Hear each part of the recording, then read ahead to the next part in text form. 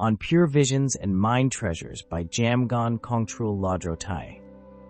Let me explain a bit about how pure visions and mind treasures come about. When bodhisattvas make their extraordinary aspirations, they say, "May all beings continuously hear the sound of Dharma from birds, through the trees, on rays of light, and from the sky."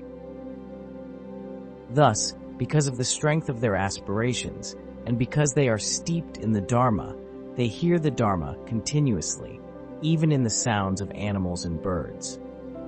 The Buddhas and Bodhisattvas reveal their faces and teach them.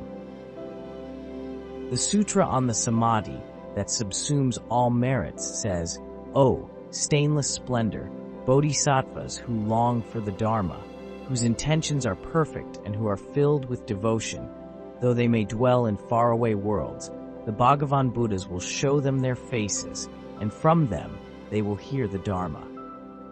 More specifically, in the perception of the Aryas, there are only pure appearances. Impure appearances are nowhere to be found. Thus, throughout the three times, infinite deities and wondrous beings in the eternal mandala of the three roots appear continuously to them, conferring infinite profound instructions. The life stories of the great Panditas and Siddhas of India and the teachers, Tertons, and meditators of the old and new lineages of Tibet describe beings who were able to make accessible all the pure visions of the past in accord with the individual propensities of those with great good fortune who are worthy to receive such pure visions.